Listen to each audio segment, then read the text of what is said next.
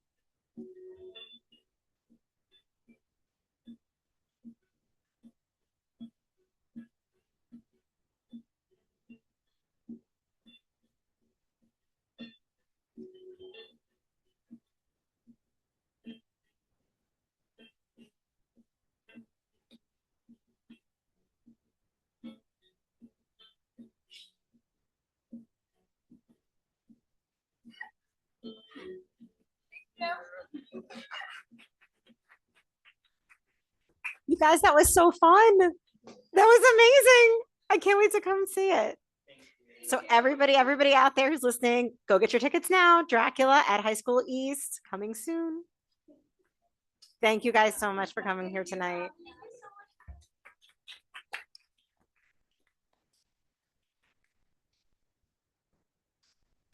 That really is the best part of being on the board. There are no presentations tonight. There are no administrative reports tonight. Is there any correspondence? I feel like we were just here last week. Did anybody do anything board related? Ms. Stern. Yes, I'm sorry. I was trying to be fully prepared in my pocket from last night. Last night, I attended the 2025 All Cherry Hill Elementary Chorus. So you guys might remember that when we come for our meetings, sometimes we've run into a bunch of parents waiting to pick up their kids, and sometimes we see the kids. These were them. So Brian Kane, Mr. Kane, who is the voice chorus teacher at Carusi and Beck, was the director. And Miss Lori Lossy, who is the chorus teacher at East, who's been here a very, very, very long time, I might add, has taken our students even to sing at the White House. They were directing these. I counted approximately 130 students on the stage at High School West, and they did a beautiful job singing. Very impressive for a bunch of, I think they're all fifth graders in elementary school. I thought Mr. Kane did a really amazing job. He just really understood the kids. He had them kind of get their wiggles out of their bodies before they started singing. He just had a great interaction and rapport with them. And they only had 7 weeks, I believe it was, to rehearse, including a Thanksgiving break right before their concert. So definitely a challenge. But they did a great job. It was a packed house at West. There were tons of families, along with the siblings of all ages, including babies and younger siblings. It was a great night. Beautiful job. And I'm excited to see where these kids go next. Definitely enjoyed it. Thank you. Any other correspondence? We are heading into concert season. I'm very excited about that. All the winter concerts coming up. So we are now at first public comment. There are 2 opportunities for public comment this evening. The first public comment section is for board action items only, and tonight those are items 18 through 20. If you wish to speak on any topic other than what appears on the agenda, you may speak during second public comment. Speakers must provide their name and municipality. Students may comment on any topic during first public comment by identifying themselves as a student. That means online, putting an S after your name. We will alternate between speakers in the room and those wishing to comment online. Each speaker has 3 minutes, and the timer on the screen will indicate the amount of time remaining. All statements, questions, or comments are addressed to the chair, and your inquiry may or may not be addressed by administration at the close of the session. So for first public comment, I'm going to see if there's anyone with their hand raised. I see no one online with their hand raised. There is no one in the room. Going once, going twice. I'm going to close first public comment and move on to our committee of the whole session. The first is C&I, and I'm going to turn it over to Ms. Staffen. Good evening. It's good to see everybody. I will be really, really short. I just wanted to give you an update. We are in the process of starting transition to high school and the scheduling process at the high school. So we've been working on streamlining and updating the course of study catalog. So I will present all of the changes to the course of study in January to the C&I committee of the board. And what we've worked on with Mr. Reardon back as the interim director of guidance is kind of streamlining, looking at some of the courses that have not run in a while and pulling them out again. And then looking at some of our electives and identifying if we can do some every other year, and in order to fill more seats in electives so that we have a cleaner picture of what our scheduling will look like as we're filling classes and building a master schedule. So we should see some more seats filled in some of those electives by not offering the entire catalog all at once, but coming into a rotation. So we've been able to identify several courses to start that process, and we'll keep looking at it, over the next several years to see what that looks like. We'll be adding some new courses, and we'll see the final courses to the math pathways added for the 26-27 school year. So we're really excited to finalize that process and have that full catalog of math pathway courses available to our students starting in the 26-27 school year. So that's just a preview of highlights, more to come in January. And I'm really excited to get started in that whole transition period and getting ready to build that master with the high schools.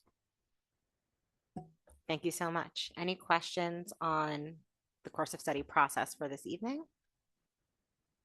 No questions. I am thrilled about the math pathways. To see that through is just amazing. Yes, I know you would be. You knew I would I knew be. you would be. Yeah, it was honestly one of the reasons why I was so excited to be returning next year and for the 2 years following, is to see that finished, because I think it's really important. And I'm looking forward to seeing the full catalog and having a discussion in January. So thank you so much. Our next committee of the whole item is B&F. Turning it over to Mr. Greenbaum. Thank you very much. This month we have one item, and that is a budget preparation update. So I will pass this along to Mr. Schimpf.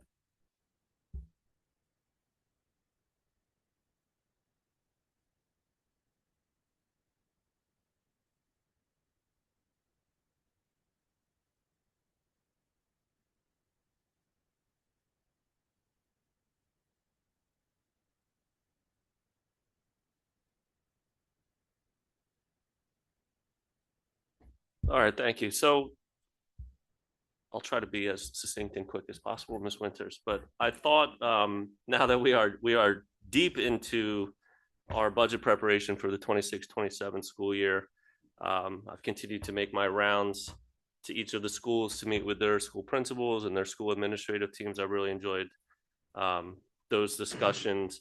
And I thought now, consistent with our budget preparation calendar, I thought I would continue to provide some updates at our work sessions as we move through the process here.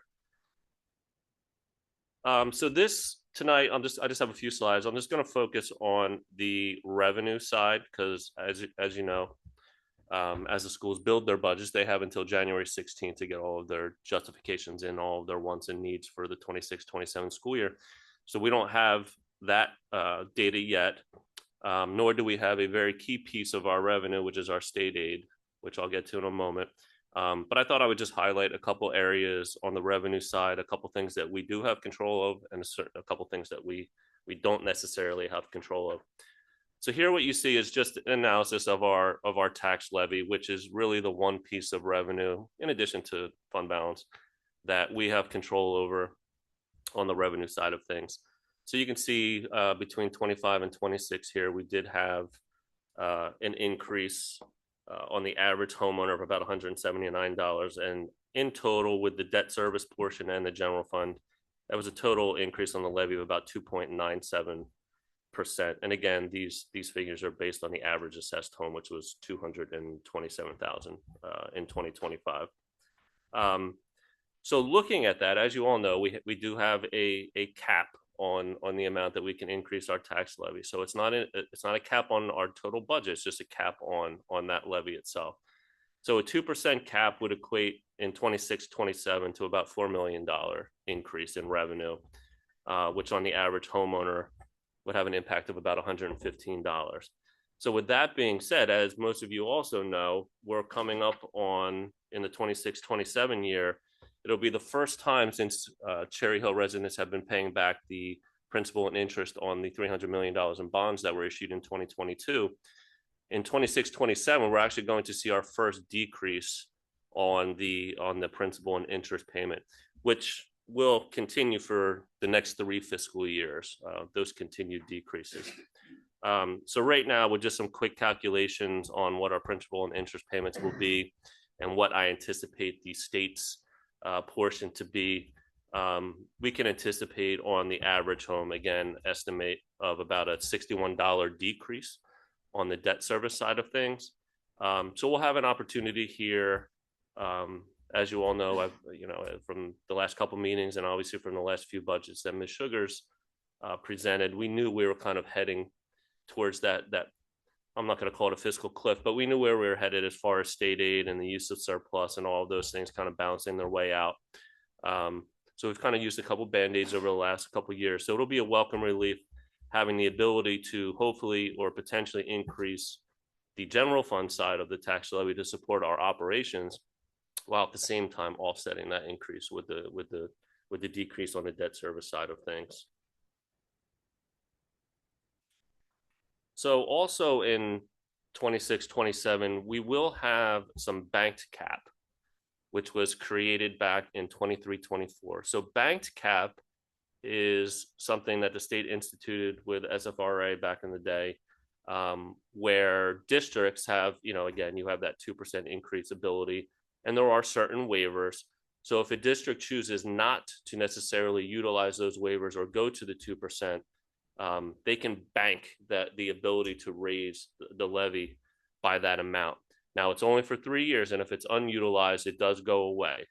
So here on this chart, you can just see that we did have 3.3 or almost 3.4 million in banked cap that was generated during that school year that has not been utilized or touched over the last couple fiscals, and that was due to a health benefit increase back in 23-24.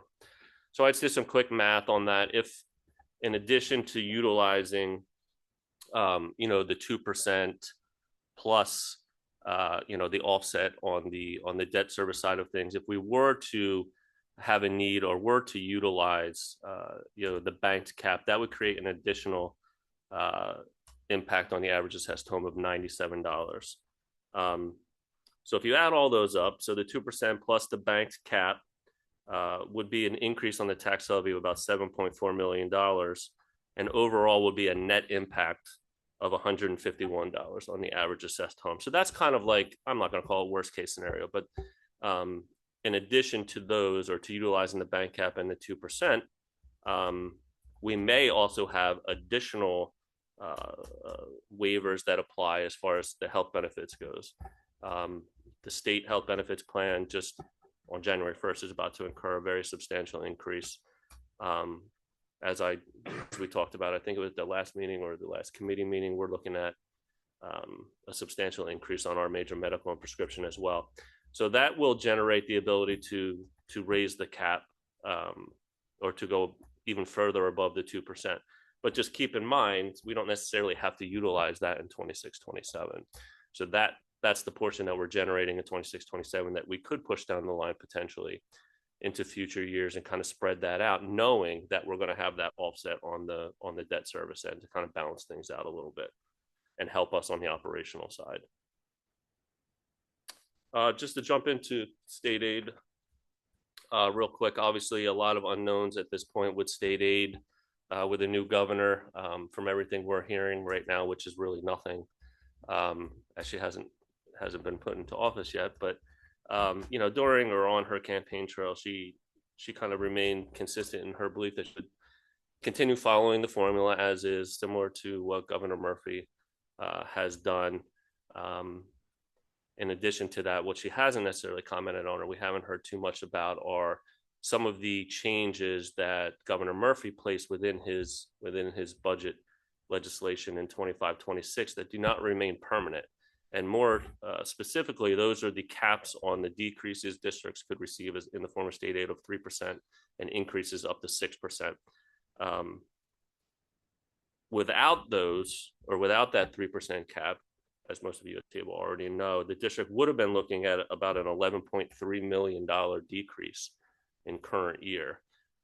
That was offset, obviously, with that 3% decrease, and we were held harmless to $884,000. There's still the potential there without those caps that the district could be looking at another substantial state aid cut in 26, 27. So obviously a lot more to come on that, and we won't really know the answer to that question until the end of February after the new governor does or provides her budget address.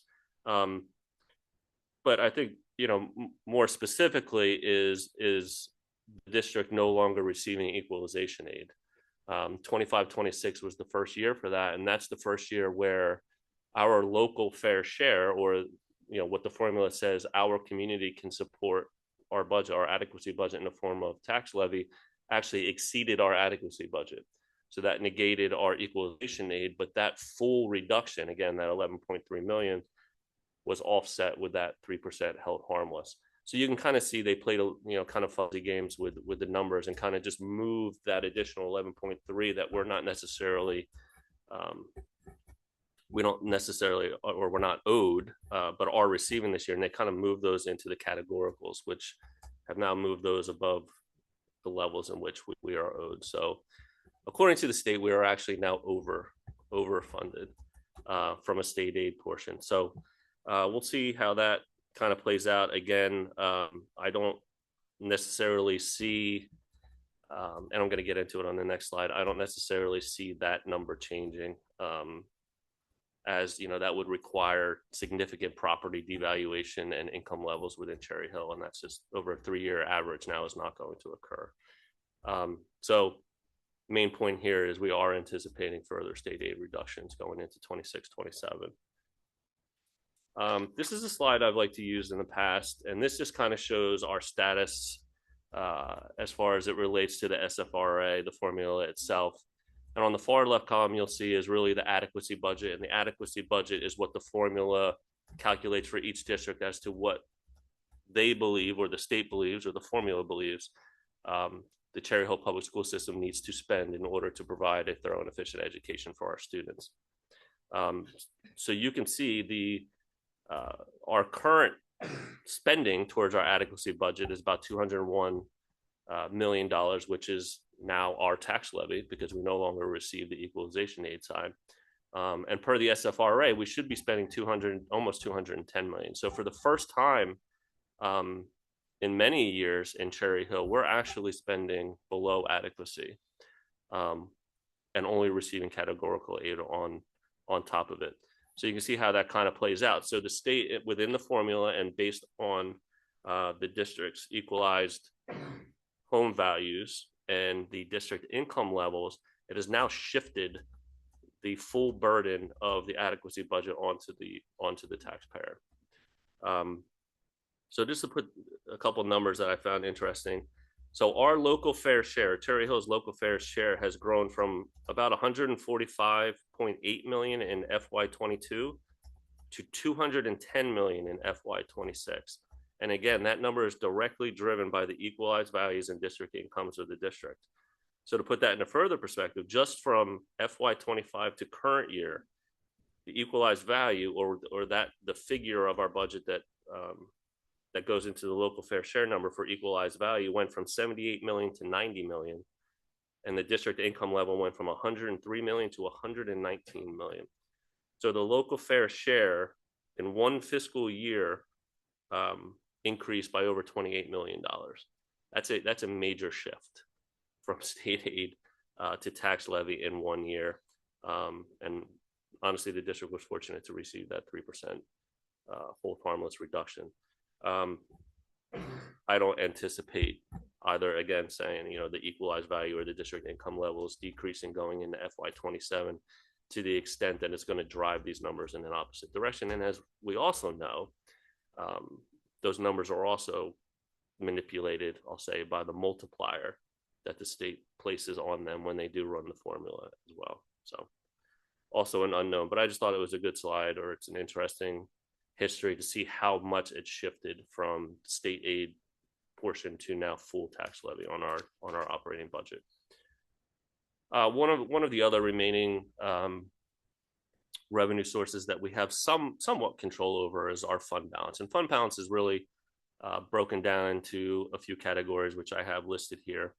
The unassigned, think of unassigned fund balance as really our savings account, and that's the portion of the district's fund balance that we can legally maintain in reserve, meaning we do not have to designate it for any purposes. What's a little crazy is for school districts, we're actually held to 2% of prior year expenditures with a couple manipulations as far as unassigned fund balance. And I think anybody in the private world would tell you that's pretty crazy on a near $300 million budget to only be able to maintain 2% of your prior year expenditures in unassigned. Unassigned typically in the private industry is 15 to 20%. So it's very few dollars. Like I said, I like to say an unassigned fund balance wouldn't even cover a payroll here at Cherry Hill for one pay period.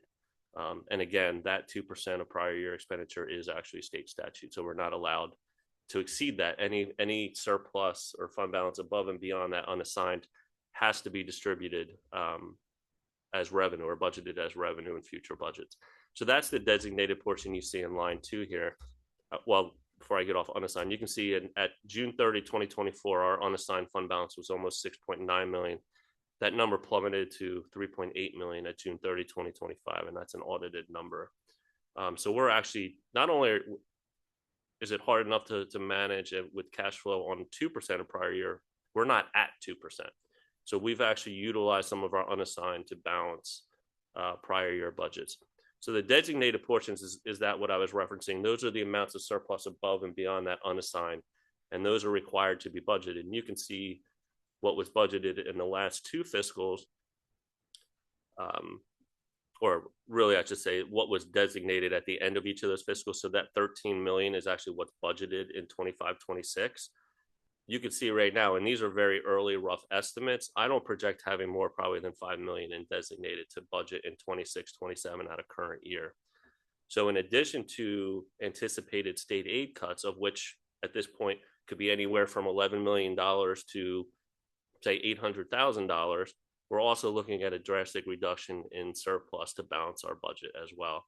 So that's going to be an additional challenge we're going to have to navigate as we move through 26-27 preparation.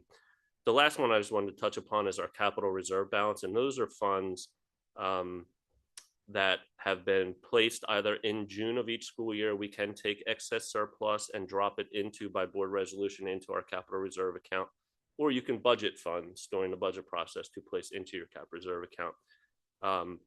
Over the last few years, since the bonds were passed, in addition to utilizing those capital reserve funds for capital projects, which is the only thing those funds can be used for within the district, we've also utilized some of the cap reserve funds and transfer that over to the debt service side to help pay down the principal and mitigate the impact of the bonds on the homeowner. So you could see here, after what was designated in 25-26 current year, which was the $4 million for the debt payment plus a little additional for a few other capital projects that we performed, we're actually going to drop below that $4 million number balance as of June 30, 2026. So as it would stand, if we don't place surplus, if there isn't surplus in existence out of the 25-26 budget to designate in June, we will not be able to make that full $4 million payment towards the principal in 26-27. So that's an additional thing that we also have to be mindful of as well. Now, there's other things we're working through. Obviously, the $300 million in bonds that have been issued have been placed in high yield savings account as well as investment accounts, and really were restricted to treasury bills. So those funds have continued to generate some income and investment earnings, which we may have the opportunity to utilize in the form of getting some of that money into capital reserve to help increase that balance. But we also have to be mindful of the arbitrage that's going to be hit on those funds. So because our bonds are issued or tax exempt bonds, the school district is not allowed to earn an investment earnings on those unspent bonds above what the bond yield is. That's a calculation that's done by our financial advisor each year. So the bonds were issued in December of 2022. So that bill to the Fed, so again, anything that we earn above that yield has to go back to the federal government. And that bill will come due in December of 2027. So that's an ongoing calculation that's done. So I'm aware of what that current figure is. And I'm not going to quote it right now because I don't have it written down in front of me. But we will have an arbitrage payment to make, but that's not to say that we won't also have, that could be looked at as a good thing, because that means we're fully earning, we've earned our full potential on those existing investments. So we may have an opportunity to utilize those investment earnings and get those in the cap reserve or use for other capital projects in the future. Just the last slide, that was really it for the revenue as we stand now. Like I said, all of the departmental and school budget justifications are due by January 16th. All of our schools and departments are hard at work on those, on their zero-based budgets. We'll then begin our full administrative review and deliberation, after post-June or January 16th and into February. Like I mentioned, we anticipate receiving state aid on or about February 26th. Because it is a new governor, she does have the ability to amend that date and push it back a bit, which could be problematic, as our work session in March is currently scheduled for March 10th, as our tentative budgets have to be adopted and submitted to the county by March 20th of each year. So that board meeting date could fluctuate a little bit depending. And then obviously our final, the public hearing and then final adoption will take place at the end of April. So that's just a quick snapshot of where we currently stand. Like I said, we are in full budget mode. And, looking forward to report back at our work session in January, and we'll keep moving. All right, Mr. Schimpf, thank you very much for that update. I think that was very helpful. It doesn't paint the most optimistic picture, but I'm confident we'll find a path forward. Are there any questions from board members? Ms. Stern. Thank you for very transparent update. It's very helpful, actually. First question is the debt service reduction that you're anticipating. Does that depend on the $4 million fund balance contribution from the fund balance? Or I guess it's from fund balance, right? Yeah, capital reserve. Capital reserve, yeah. It does. So if, I'd like to look at, because the fund balance was what Mrs. Sugars was always worried about. Yeah. And I see why. And even though we tried to mitigate it to some degree, nonetheless, we see, what's happened with basically spending down our savings is how I look at it in the most simplest of terms. So, I mean, it sounds like we need to think about that. The earnings from the bond proceeds that, the proceeds from that, they can't be applied until down the road. Is that correct? Like, we couldn't apply them now, correct? To like pay down the debt service, or could we? If we needed to. We wouldn't be able to do it in the current fiscal year. But for next budget For- year, correct. we could consider, that could be part of the, in play. Correct. Part of the picture. Okay, well, that's a In little bit, 26, 27, that's correct. that helps, because the truth of the matter is, that could really offset and help with the tax levy at the end of the day, or the debt, the tax levy in terms of debt service Yeah. for the bond. Like, basically, the community pays for the bond, but at the same time, Mhm. that it generates revenue for the community. So, and then, do you have an idea of when you'll have a firmer idea of the health insurance impact? Yeah, I do. So I've met with our broker, actually about a month ago, to get the preliminary loss ratio. So as we currently stand, typically on our renewals, they're looking on a 12 to 18-month look back.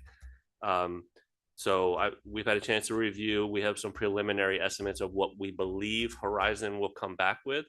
But I did ask that they market the coverage just to see what, or if any other providers are interested. Again, for the public and any staff that may be listening, that doesn't mean we're looking to make a change to healthcare providers. We're just making sure we're covering all of our bases and making sure all options are open at this point. So it's just really seeing what those numbers look like. I would say we'll have, or won't have, final numbers until probably the end of February. Yeah. Thank you. Mhm. Well, it would honestly be kind of irresponsible of us not to go to market and see what else is out there, right? I mean, I think that keeps our provider on their toes, right? Agreed. Our Yeah. insurance provider, so that they know that, they have to come back with a number that makes it work for Cherry Hill as much as possible, even though Yeah. there's a loss ratio we have to deal with, but, Mhm. okay. And that's a negotiation. So, we'll Yes, be, exactly. in addition to our broker and myself, we'll be at the table, negotiating probably, or hopefully getting the best rate we can from Horizon or whomever it may be. Okay. Last question is, again, kind of looking at our capital reserves, which is, very significantly spent down. And obviously, if there's any unspent monies from our operating budget, do you anticipate being able to talk about that in our January meeting, just so we know? Because part of it, we're at times, proposals for positions are being brought to us, in terms that impact our operating budget, even for this fiscal year. I think we need to understand how to balance that with what we're looking at in terms of capital reserves and fund balance. So if we don't want to be kind of flying blind of, oh, okay, so we want to add these positions because guess what? We have the room in our budget, but lo and behold, we get to the end of the year and we only have, 1% left. And we really would have liked to have had 2%. And maybe if we hadn't made those changes mid-year, we would have had more. And we need to know that. So if that can happen by next month, that would be really helpful. Yeah. I mean, to whatever Absolutely. degree possible. I know we're only Yeah. early in the year. It's only December, but Yeah, that's fair. In January, we'll be 6 months into our fiscal. I'll have a much better handle on the next 30 days or so where we stand, budget to actual current year. I would just say, with the additional positions that are coming on, we certainly take a look at areas in which we believe funding would exist for those positions. So we do have some breakage, and I was comfortable knowing that we could cover those positions. But that's one of the benefits, I think, moving forward, really on the zero-based model, is that I think we're getting an additional level of flexibility now where we're not simply moving these pockets of money or buckets of money that the schools are accustomed to, and I'm asking them to really look at what their actual needs are. So there may be, and the hope is, and I've seen this happen over the years, is funding levels open up in other areas, and it could be on the discretionary side, which helps cover the personnel side, the people side.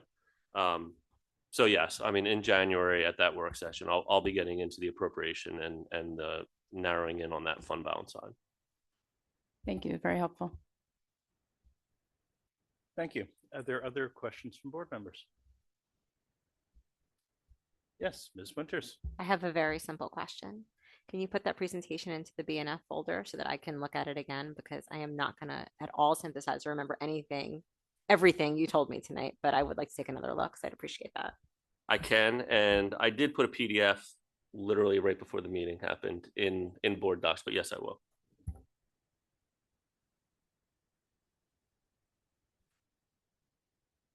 Yep, and thank you very much for that. Are there any other questions? Mr. Greenbaum. Oh, yes. Dr. Dreisen, didn't see you there. Thank you, Mr. Schimpf. Really terrific presentation. I'll just echo the comments I already made. So very helpful. In terms of process, one question I had following up on our budget process last year, and maybe this question is independent of even the 26-27 budget, but maybe this goes to BNF, not to the full board. Are we considering like different scenarios and different levers that we can pull, really from a hypothetical perspective, ahead of any potential budgetary shortfalls? Yes, is the simple answer, Dr. Dreisen. We'll be running several different scenarios based on, different ideas of what we believe revenue will be. Like I talked about with the tax levy, we do have several options on the tax levy side. So finding that common ground here, what we're comfortable with going to the taxpayers for as far as a tax increase, how aggressive we want to be utilizing or continuing to utilize surplus. And then obviously that's just on the revenue side. On the appropriation side, yes, we'll have several different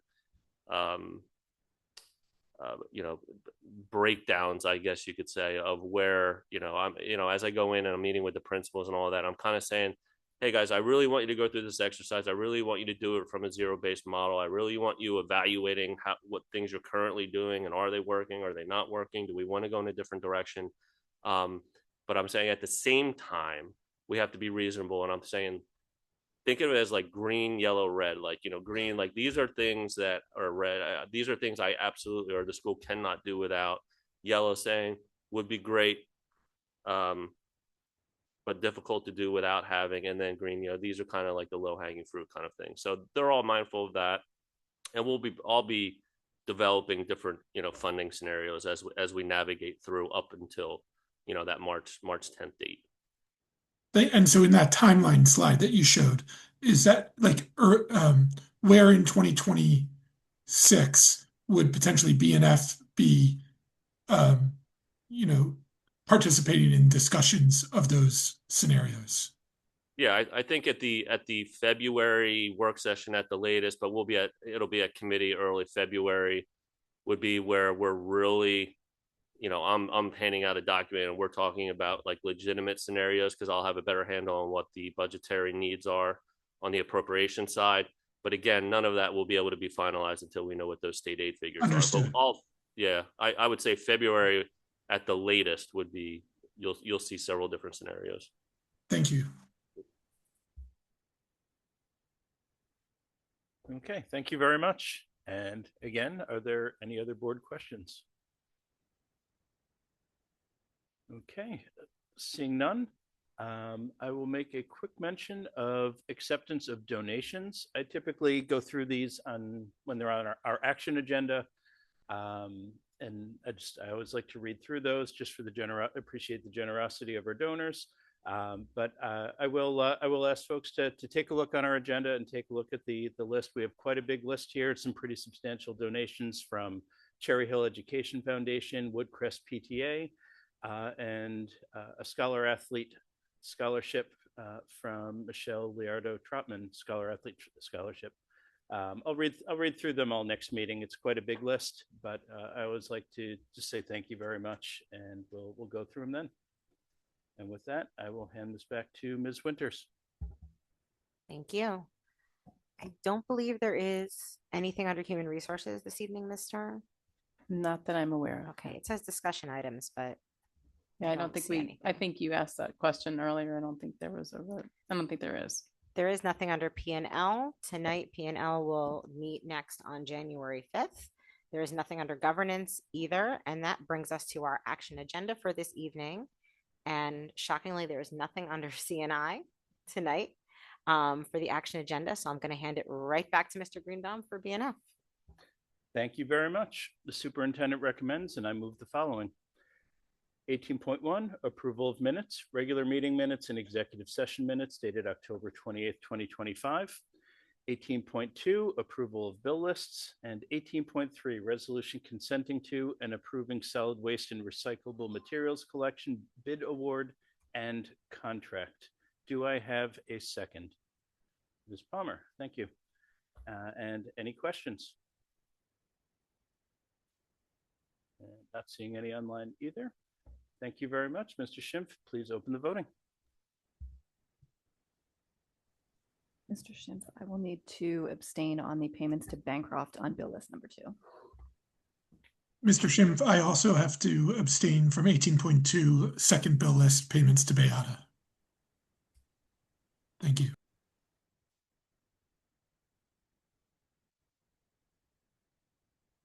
So noted. Motion carries. Thank you. I'm going to turn it over to Ms. Stern for the HR agenda items. Superintendent recommends, and I move the following. 19.1, termination of employment non-certificated. 19.2, appointments certificated. 19.3, assignment salary change non-certificated.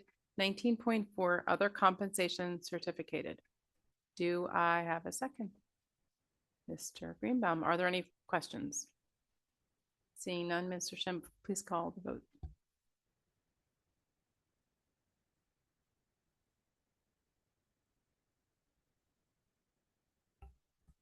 Voting's open.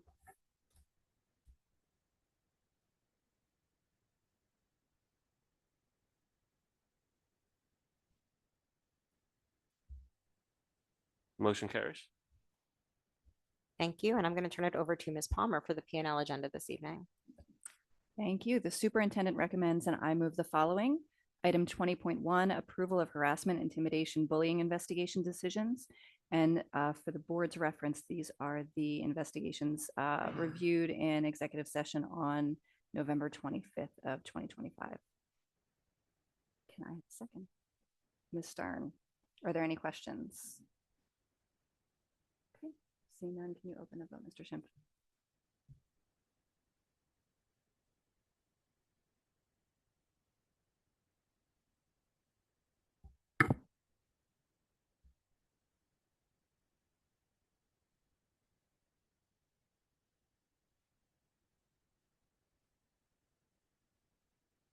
Motion carries. Thank you. There are no items under governance this evening. Do any board members have new business they would like to bring forward? Keep myself honest and check online. Do not see anything. Do any board members have any old business they would like to bring forward? Anyone have old business? Seeing no old business tonight, I will move to second public comment. Public comment is an opportunity for members of the community to provide input to the Board of Education on educational issues. The board welcomes diverse opinions on relevant matters. However, statements that are abusive, obscene, or which demeanor or defamatory to any individual or group of individuals will not be tolerated. Such comments are disruptive to the orderly operation of this meeting. Speakers wishing to provide the board with information which is not relevant to the district operations may communicate directly with the superintendent and the board president via email or other alternative means. We'll start by custom in the room. There is no one in the room to give us any public comment. Going online, I do see one hand raised. It is Michael. Michael, please give us your name, municipality, and you will have 3 minutes. The timer on the screen will start. Michael Nussbaum, Terry Hill. I'm a parent of a child with special needs. I've come here week after week to share concerns about the status of special education services in Cherry Hill because I'm tired of my concerns being ignored. But most of all, I am tired of being treated like a threat because I'm a concerned parent who speaks out. At the last meeting, after I presented Oprah data showing years of unusually high mediations and due process filings, the district official responded that the rate is down to 0.3%. That number reflects only a partial school year. When you look at multiple year trends, including summer filings, the NJDOE's own data shows Cherry Hill is consistently a high frequency district. You cannot claim improvement by shrinking the denominator and ignoring documented patterns. Problems are fixed by acknowledging them, not reframing statistics. The district also framed mediation as neutral middle ground, but parents do not request mediation lightly. Under the new state rules, many mediations are run by administrative law judges, which signals this matter is serious. We should not be reaching mediation so often. If collaboration and IDEA procedures were followed consistently, families wouldn't feel forced into legal channels. I also need to address the observation issue that I recently encountered. After I requested a follow-up observation, the district sent me a November 2025 revised quote-unquote outsider provider observation form immediately after my request. It isn't published anywhere, yet it was presented as quote-unquote policy. Actual board policy 9150 contains no limits, annual caps, or restrictions on professional observers. This was for a professional observation, it wasn't for me personally. The new, but to observe my child. The new form even allows requests for additional time, yet my request was denied automatically. And the explanation I received was that because we had mediation, I cannot make additional requests. That makes no sense. A mediation agreement covers what was agreed at that moment. It does not freeze a child's progress or prevent new needs from being addressed. My son has transitioned into an inclusion environment, which makes updated observation even more necessary. Change of setting requires updated data. This is a basic IDEA practice, not a favor to a parent. This is not collaboration, it is gatekeeping. A district exists to serve the community. Parents are partners, not adversaries. When concerns are raised, the response should be openness and reflection, not defensiveness. Finally, I'm again requesting a written response to my formal request for an independent audit on the Special Education Department modeled after Haddonfield's 2019 audit. I am asking for acknowledgement and a clear decision by the next board meeting. Thank you. And that's it. Thank you for your comment. There's no one in the room. Looking back online, is there anyone who would like to make second public comment this evening? I see no one online with a hand raised. I'm going to give it one more minute. I don't see anyone online with a hand raised. I'm going to close second public comment and turn it over to superintendent's comments. Thank you very much, Ms. Winters. I really don't have many comments this evening. Just a quick reminder that next week, our preschools, elementary schools, and middle levels will have teacher conferences next week. So hopefully parents have had an opportunity to schedule conferences with their child's teacher. Additionally, the end of the week, that Friday, December 12th, if I recall correctly, will be an early dismissal day as well. Other than that, I'd just like to wish everyone a great evening. Thank you very much. I'd like to make a motion to adjourn. Do I have a second? Ms. Manzano seconds. All board members in favor? None opposed? The meeting is adjourned. Thanks, everyone.